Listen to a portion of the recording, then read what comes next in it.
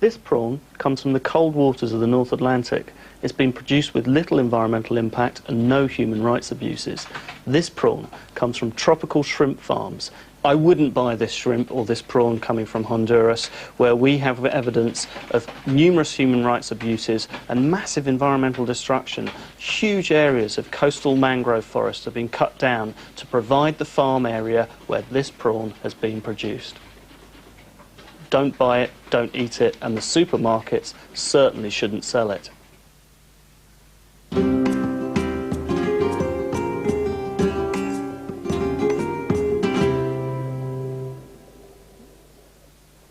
When you buy tropical prawns from one of our major supermarkets, there's a good chance they come from these ponds here in Honduras. Operations like this have made a luxury product widely available. But you may also be aware that part of the price you're paying is for the assurance that these prawns have been produced in a socially and environmentally friendly way. But there are some campaigning organisations who tell us a different story. They say we shouldn't be buying them at all. So what is the true cost of the prawns we're buying? And who do we believe? As consumers, we're increasingly concerned about the origins of the goods we buy. But the knowledge we have and the information we receive is not clear-cut. Opinion polls show we trust campaigning organisations more than we trust companies. Yeah. Well, this one I really want to squeeze them quite hard. I think they have to be, because otherwise it's just going to be the same old runaround. Steve Trent runs the Environmental Justice Foundation. Yeah. He's got an important meeting about Honduran prawns.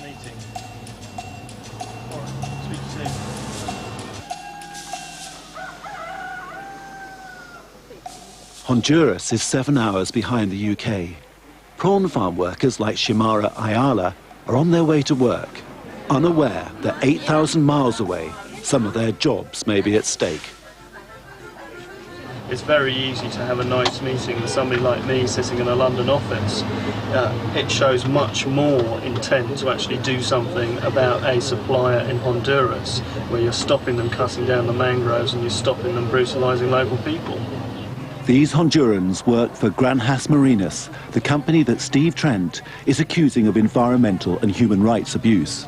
You can speak responsibly for your claims if you've checked it, if you've seen it, if you've got it on film, if you've got the documentation. You know it's a fact.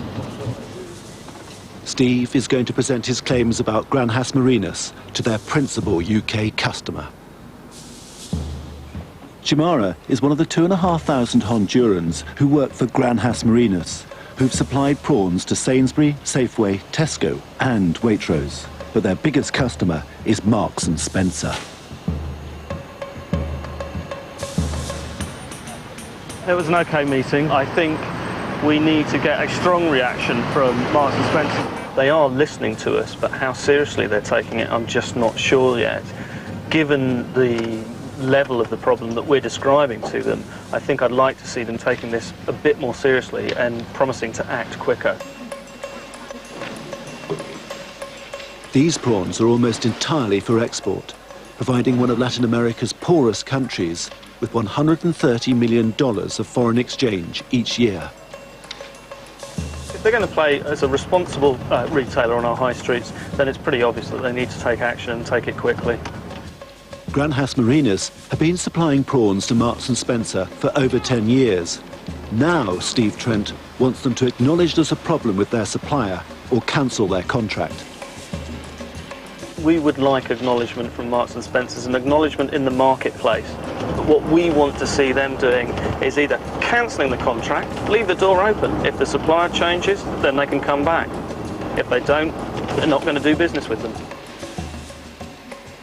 Although they've declined to appear in this programme, Marks & Spencer unreservedly stand by their supplier. They say they've worked in close partnership with Granjas Marinas for over 10 years, regularly monitoring the company to ensure that it achieves the highest social and environmental standards. The benefit of that. Yeah. The Environmental Justice Foundation, or EJF, is campaigning to end what it regards as the environmental and human rights abuses associated with prawn production. is a worldwide campaign targeting over 30 developing countries. We first filmed with Steve Trent in his London offices in April 2004. By that stage, EJF had produced 2 reports referring to Honduras.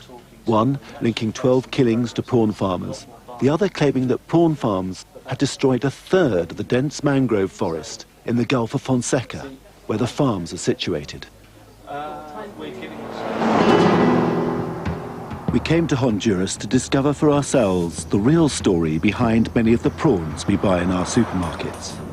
It's not such an easy task when operating in a developing country.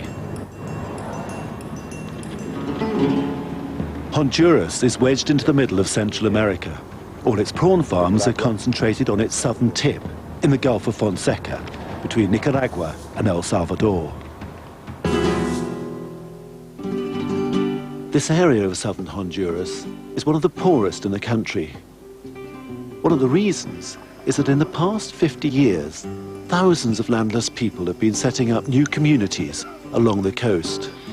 Many families surviving on less than $3 a day.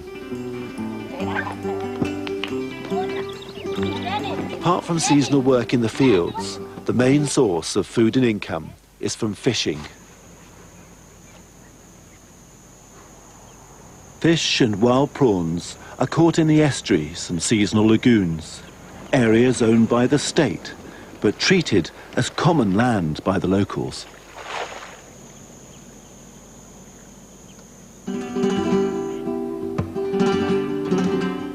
Over the last 30 years, much of the land has been leased out to commercial prawn farms, who've sometimes built on land used by fishermen, resulting in conflict. The large-scale farms now extend over 160 square kilometers, nearly half of it owned by one company, Granjas Marinas, supplier to Marks and Spencer. They operate what's called a low-intensity system, with an average of around 9 prawns per cubic meter. This reduces the environmental impact, but means that the ponds take up more space. Just outside the company gates, we found Jorge Varela, Granjas Marinas' leading opponent. Estamos entrando a Granjas Marinas San Bernardo.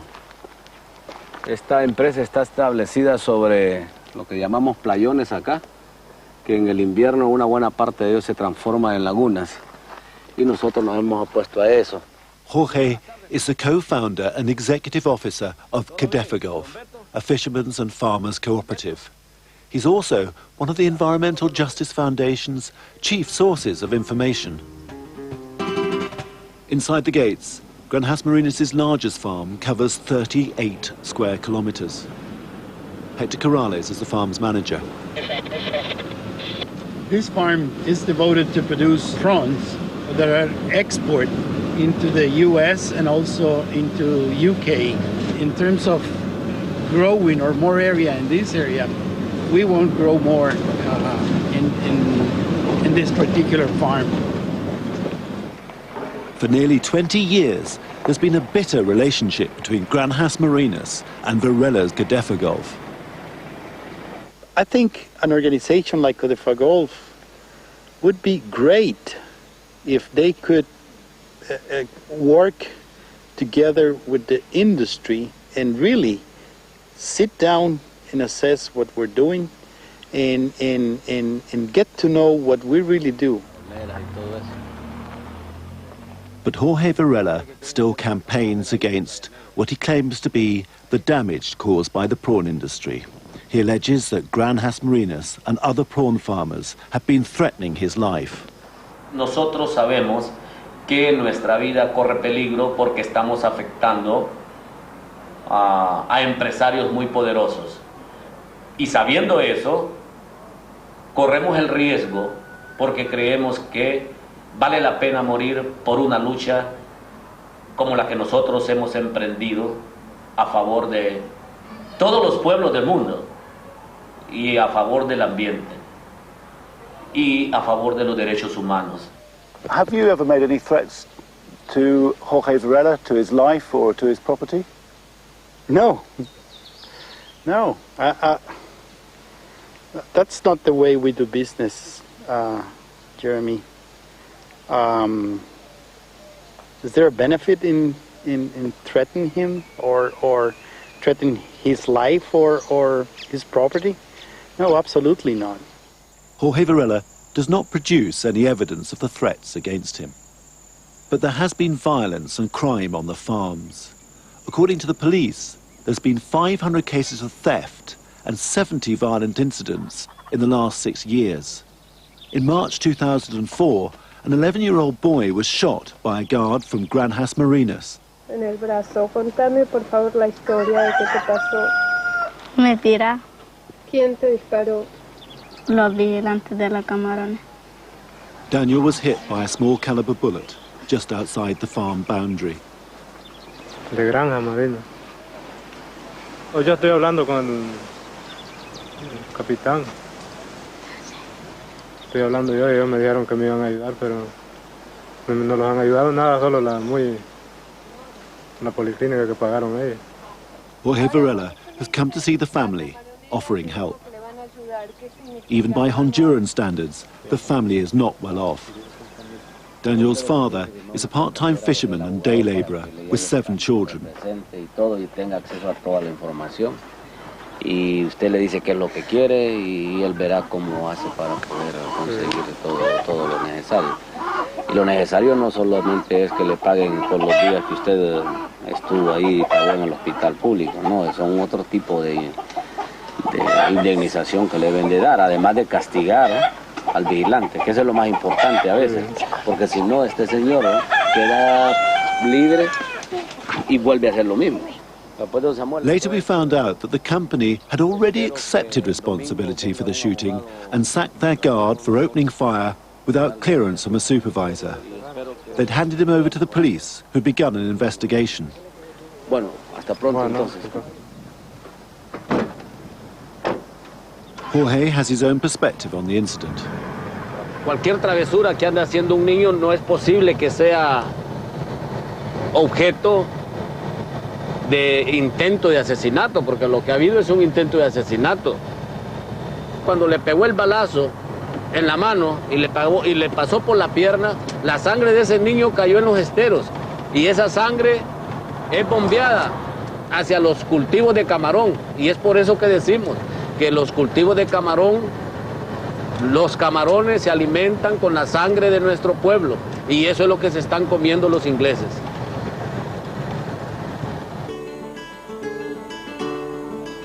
We also spent time with some of Granjas Marinas' employees.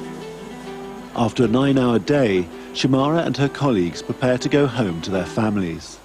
The buses belong to their company's workers' cooperative and are rented out to Granjas Marinas. Shamara earns over 3 times the minimum wage and gets an annual bonus.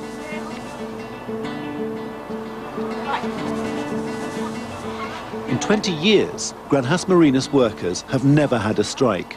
The company regularly sends medical teams to her village, pays for 2 school teachers, and has helped provide fresh water to the community.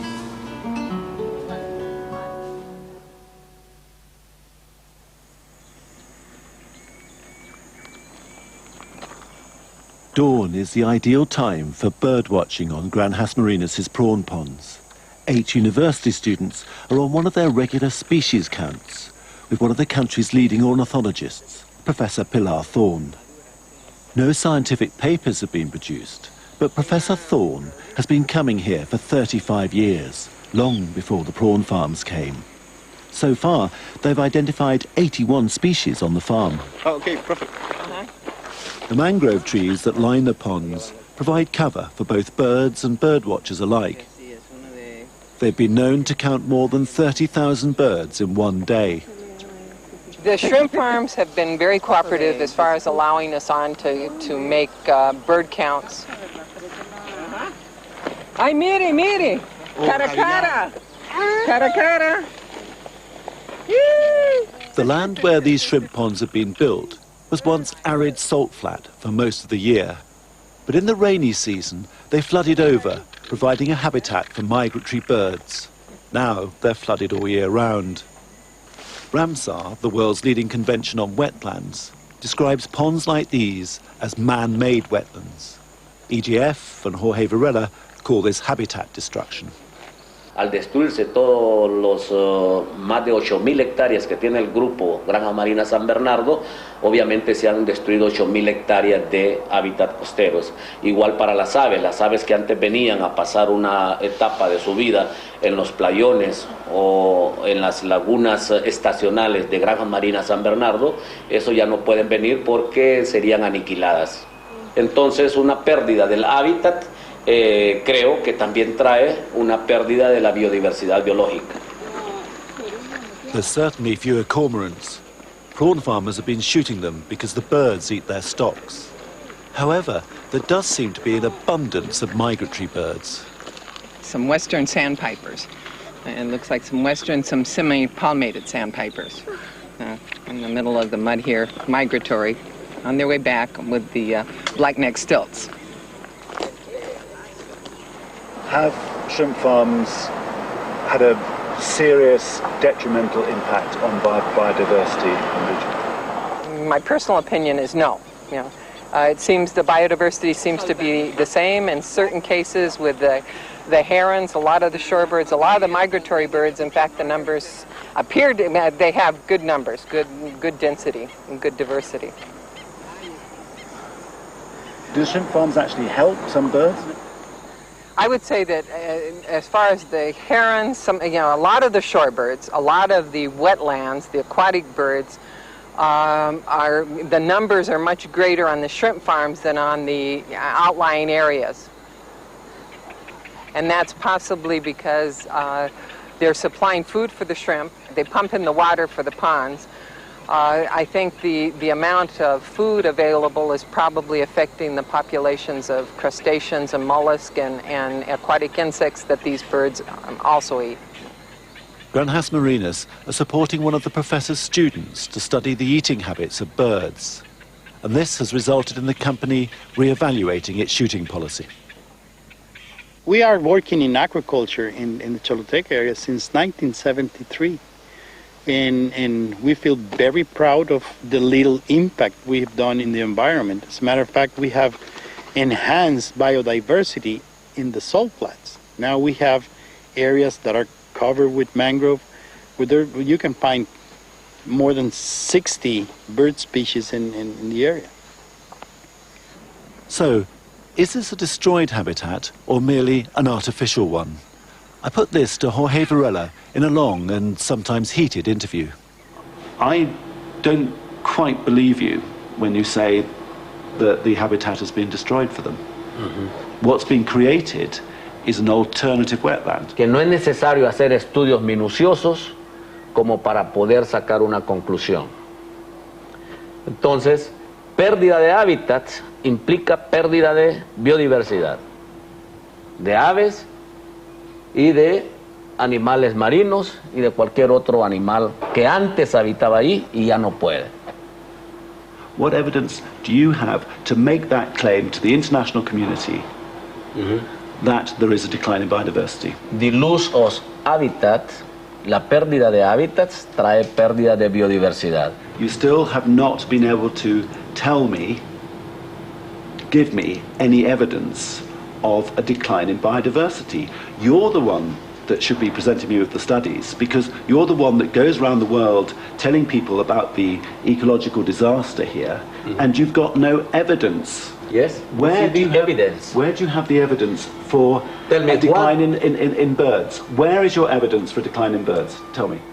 What is your evidence of there are not declining birds? Well, what is your evidence? You're the one who is telling people round the world that the biodiversity in this area has declined. Yo tengo la prueba axiomática de que sí hay pérdida de biodiversidad, porque a pérdida de hábitat hay pérdida de biodiversidad. Si destruimos todos los hábitats, las aves no van a tener dónde abrigarse. And so we went round and round in circles. The assertion that Granjas Marinas has destroyed habitat is put forward as one of the central reasons why we should not buy their prawns. Meanwhile, the company is experimenting with new ways to keep the birds off their precious stock. Not very successfully.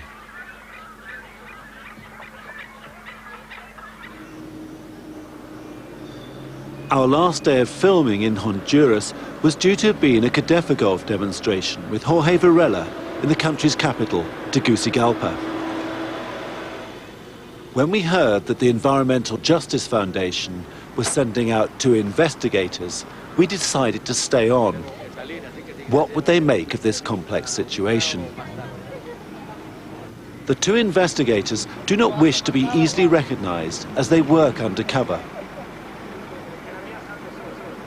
After an initial start in hunt sabotage and a conviction for violent disorder, EJF's lead investigator became a campaigning journalist. I've been involved in investigations in the environmental and animal welfare sphere for around a decade. That did evolve from an interest in direct action and in changing the world using more direct means. As I became a journalist, I realised the media is perhaps the most powerful tool available in order to bring about change, both politically and through altering public perception of issues. Jorge has helped set the agenda for what the investigators call a ground-truthing trip. The interpreter wishes it to be known that she's a field translator only and maintains she's independent from EJF.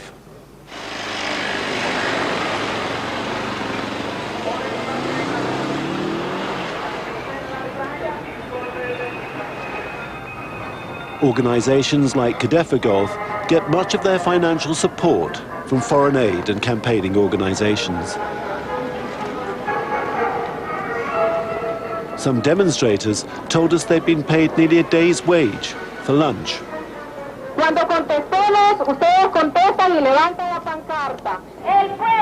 They're going to make their presence felt at the Ministry of Environment.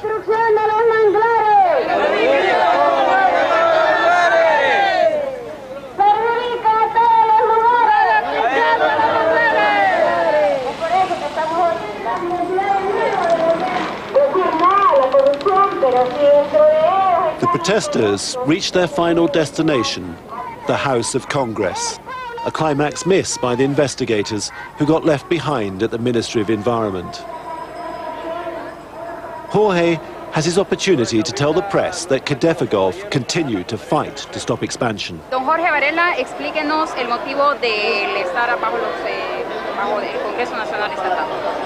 Pero en el 2002, vean ustedes lo que hay en las costas del Golfo de Fonseca. Todo esto anaranjado, todo esto amarillo, son camaroneras. Son 20.000 hectáreas de camaroneras. Ahora, ¿qué va a pasar con las 17.000 hectáreas que todavía están concesionadas? ¿A dónde? Vean ustedes, enfoquen bien. ¿A dónde van a poner más color amarillo? ¿A dónde van a poner más camaroneras? The answer, according to the prawn farmers, is that there won't be any. There's been virtually no expansion for the last 3 years. Before we arrived in Honduras, EJF Steve Trent told us that he had evidence that huge areas of mangrove forest have been destroyed to make way for prawn farms. Mangroves are not an ideal site for prawn cultivation as they make the soil too acidic. Nevertheless, in some parts of the world, they have been chopped down by prawn farmers. These salt-tolerant trees thrive in coastal areas, providing a habitat for a large range of animals. They harbour staggering quantities of microorganisms that can process all sorts of wastes, natural and man-made. They also act as a nursery for many species of fish that local fishermen depend upon.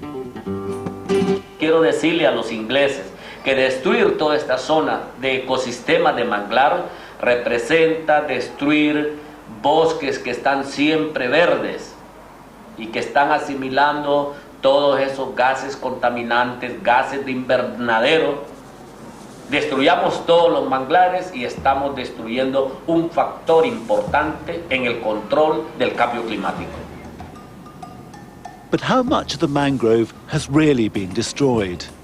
EJF's report claims that prawn farms are responsible for the direct destruction of 1/3 of the dense mangrove forest. Yet when we checked their source for this assertion, we found that in fact only 7% have been cut down by prawn farmers. And what's the evidence against Granhas marinus? Recently, the University of Louisiana has undertaken a satellite survey of the area. They found that the mangrove trees around Granhas marinus' largest farm have actually increased, not decreased, since the farm was built. The day after the demonstration, the investigators visited Cadefagolf for a briefing. Human rights were on the agenda. I want to show you something about Granjas Marinas if you want to see. This is the establishment of Granjas Marinas San Bernardo. Okay, so here there's been deaths linked to GMSB. Yeah. Jorge also tells them that prawn farms have caused a decline in native and migratory birds. It was very good, particularly the sort of clarity of what he's saying. There's no doubt in Cadefagolf's mind that this situation is out of control. They've got the evidence to back it up. I think we're going to be investigating some of these claims in much more depth, and we're going to be speaking to the media in London. We've got a report later this year looking at the whole corporate responsibility issue to do with prawn farming globally. And I think Honduras at the moment is certainly sort of top of the bill to be used as a case study, if you like. Throughout their Honduran investigation, the Environmental Justice Foundation team are to be chauffeured and guided by Jorge Varela's trusted assistant, Saul Montufa. He's arranged all their interviews, including the relatives of some of the 12 fishermen whose killings Cadefagolf are linking to prawn farm guards. 2 cases involve guards from Granhas marinus. Today, they're on their way to investigate the most recent death relating to the company. Just as we're about to start the interview, the interpreter intervenes. Didn't ask you that we didn't want you to be filming right now? Oh, this gentleman said it was okay to film. Yeah. Well, asked for this interview not to be... No, I didn't. We agreed that we could do it together. It's just a huge cock-up, basically. Oh, okay, right. This is Oswaldo Almendares, whose brother Cristobal was shot dead in 1998. Who was responsible for shooting his brother? Bueno, usted sabe de que en esa empresa hay bastantes vigilantes y ellos dicen, pues, de que tienen orden de matar. Si miran a un pescador que tal vez anda haciendo su esfuerzo por sobrevivir en el mar. Where was he hit? Bueno, el disparo le impactó en la espalda izquierda. On the left side of his back. El explosivo le salió acá. And the bullet came out of his throat, or his... So it went straight through him. Entonces le pasó totalmente. Oswaldo was not a witness to his brother's death 6 years ago. The body was handed over to the investigating police by the prawn farm guards. Although EJF's investigator had not contacted Granhas marinus or the police, I was interested to find out how he thought things were going. It's going well. We are pretty shocked at the scale of allegations of human rights abuses here in Honduras. How much more evidence do you think you need to get? We need to get a bit more. We're very keen to pin down specific instances of abuse to specific companies. I think if we can investigate and establish a chain from the supermarket shelves back in London through to the locations that we visited here in Honduras and link those particular prawns on sale in London to some of the shocking examples of human rights and ecological abuses which we've gathered here in Honduras, I think we can hope to do both the people here some justice and go some way towards educating the public about the real cost of prawns. We'd made our own inquiries about this case. As far as the records go, we came to a dead end. The police records for nearly all the deaths that Cadefagolf linked to prawn farms, including the Almendares case, were swept away by Hurricane Mitch in November 1998. It's difficult to prove anything either way. The prawn farmers claim that in the last 9 years, 4 of their guards have been killed and 7 wounded in armed robberies. That's why they're armed.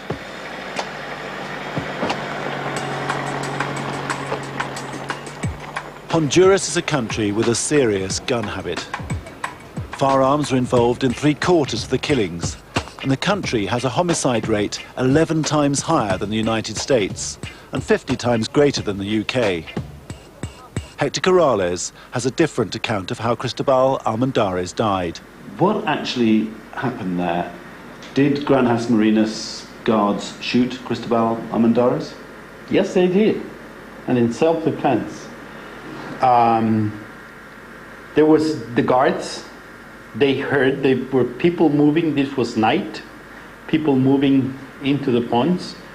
They approached the pond where that it was being robbed, and they were fired upon with an AK-47. Several